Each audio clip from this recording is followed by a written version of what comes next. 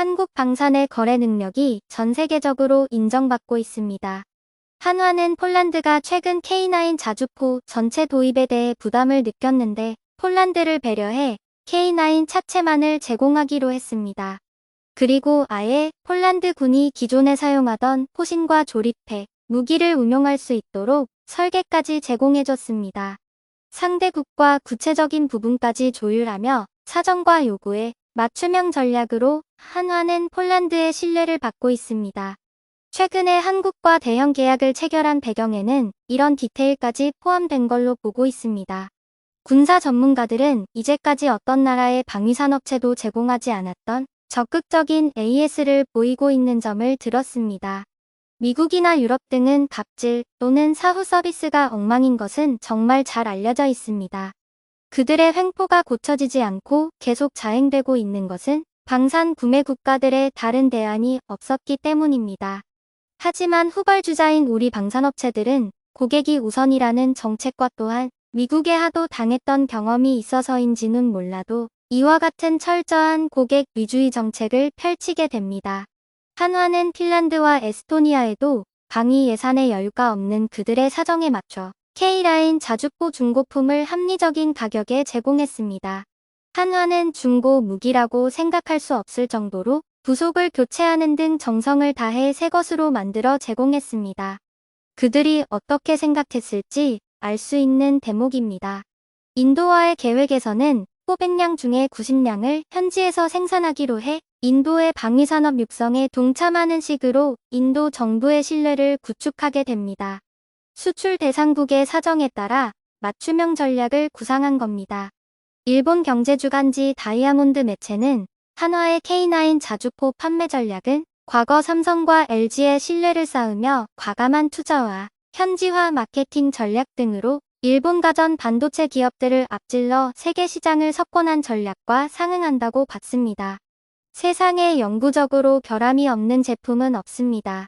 한국 방산업체들은 미국이나 유럽과 달리 결함에 있어서 적극적으로 문제 해소에 나섰고 운용 유지비에 있어서도 그들 국가들보다 훨씬 저렴하게 책정했습니다. 그래서 한국 무기를 사용해본 외국군은 계속 한국산을 찾는다는 얘기가 나온다는 것입니다. 방산업계 관계자는 싼 맛에 중국제 무기를 샀다가 계속 발생하는 고장에 고생하거나 성능이 재원과 달라 애를 먹고 있다. 영미권이나 유럽의 선진국 무기를 사고도 수리 보수에 애를 먹은 국가들은 수도 없이 많다면서 우리 업체들은 수출 후에도 성의 있는 부속품 보급, 수리 등으로 입소문을 많이 타고 있다고 설명합니다. 한편 폴란드에는 K39 천무 다연장 로켓포 도입을 검토하고 있다는 소식이 올라왔습니다. 부와슈차크 폴란드 부총리 겸 국방부 장관은 27일 현지 매체 폴스카 타임즈와의 인터뷰에서 K239 천무 다연장 로켓의 잠재적 도입 및 공동 개발에 관해 한국 파트너와 논의하고 있다고 밝혔습니다. 하늘을 빈틈없이 뒤덮어 버린다는 뜻의 국산 로켓포 천무는 우크라이나 전쟁의 판세를 바꿨다고 평가받는 미국의 고속기동포병 로켓 시스템 하이마스의 경쟁 무기로 평가받습니다. 천무는 기동력을 갖췄으면서도 방어력은 더 우수하고 화력은 2배 이상으로 하이마스보다 우세하다는 평가를 받고 있습니다. 사격 명령을 받으면 16초 이내에 발사가 가능하고 발사 로켓 수도 12발로 하이마스의 2배이면서 유도 로켓을 사용하면 80km 밖 표적을 초정밀 타격할 수 있습니다. 하이마스보다 우수하다는 얘기는 하이마스를 운용하다 천무를 도입해서 사용한 아랍에미리트군이 양쪽을 사용해보고 하이마스보다 한 수 위다 신뢰할 수 있는 천마라고 평가한 바 있습니다. 하이마스와의 거래를 겨냥해 천무를 이용하고 있는 세간의 소문에 대해 부와슈차크 부총리는 미국의 생산 능력과 요구를 고려해야 하는데 미국의 요구사항이 너무 과하다고 대답한 것은 천무를 수입하는 쪽으로 방향을 바꾼 것으로 보인다고 매체는 전했습니다. 또한 호주에서도 좋은 소리가 들려오고 있습니다.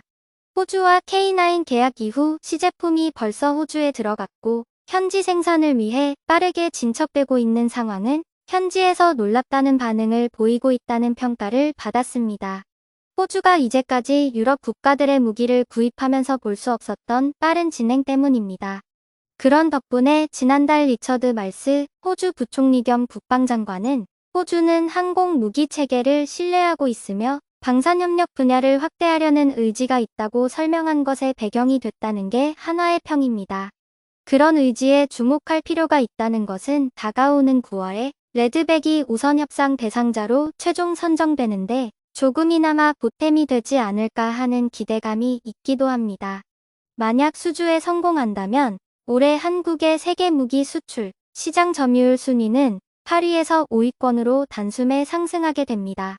미국의 소리 VOA 방송은 한국이 국제 방산 시장의 대안으로 떠오르고 있다는 평가가 나온다고 했고, 미국 군사 전문 싱크탱크 랜드 연구소의 베넷 선임 연구원은 한국이 값비싼 장비를 구매하기 어려운 나라들의 대안을 제공하는 전략을 택하면서 좋은 성과를 거두고 있다고 분석했습니다.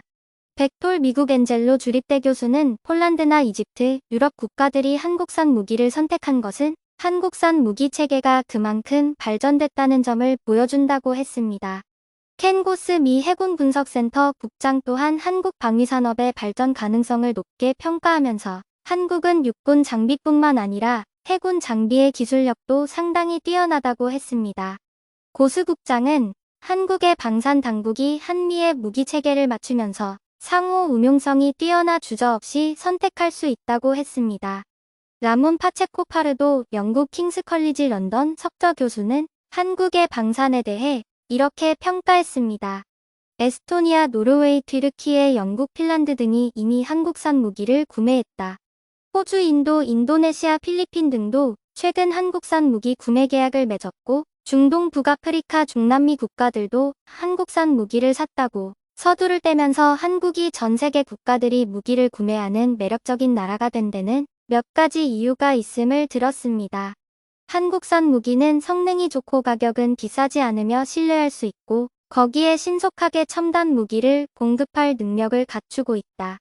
신속한 무기 공급은 누구도 따라오지 못할 엄청난 경쟁력이라고 했습니다. 이어서 한국은 무기 수출에서 미국에 가까운 군사 동맹이라는 점에서도 혜택을 받는다. 한국 무기의 체계는 미국 기술을 상당 부분 채용한 것으로 이런 기술은 한국의 군사 장비의 질을 높이는 데 도움을 줬고 한국산 무기 수입국들도 이를 알고 있다. 그들은 미국의 노하우가 포함된 첨단 장비 구매에 큰 매력을 느끼면서 주저없이 한국산 무기를 선택하게 할 수 있는 요인으로 꼽았습니다. 그 요인으로 폴란드의 한국산 무기 구매를 들면서 특히 한국 방위산업체들은 무기 계약에서 기꺼이 기술을 이전하는 데 난색을 표하지 않는데 모든 나라가 이렇지 않다. 이것은 무기 판매 시장에서 다른 경쟁국들과 비교해 한국에 엄청난 비교 우위를 제공한다고 덧붙였습니다.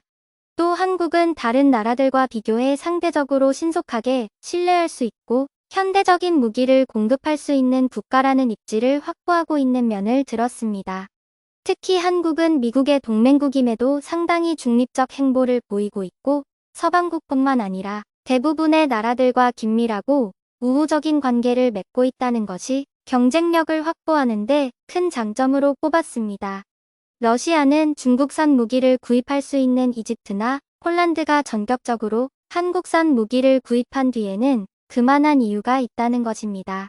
이어 파체코 석좌 교수는 러시아와 중국은 주요 무기 수출국으로 현재 한국을 앞서지만 러시아는 이번 우크라이나 전쟁을 통해 기대외로 성능이 부실한 면을 여실히 보여주었다.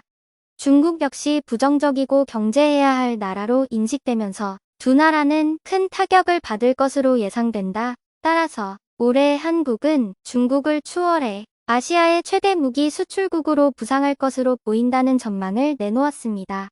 이제 기지개를 켜고 용트림을 하고 있는 한국의 방산은 세계 방위산업에서 어떤 나라도 미국만한 역량이 없다는 걸 고려하면 미국에 비해 최첨단이 아니라 해도 한국의 군사 장비는 상당히 첨단이며 프랑스, 독일, 영국 등 다른 무기의 수출 강국들과 경쟁할 수준이다. 한국은 아마도 4대 방산 강국을 향해 가는 목표를 세우고 있지 않을까 하면서 글을 맺었습니다. 5년 전만 해도 우리 한국의 방산은 그다지 주목받지 못했지만 5년 사이에 177% 성장한 것은 세계 초유의 기록으로 평가받으면서 한국은 방산 강국으로 우뚝 서고 있습니다. 지금까지 이슈시티였습니다. 재밌게 봐주셨다면 구독과 좋아요 부탁드립니다.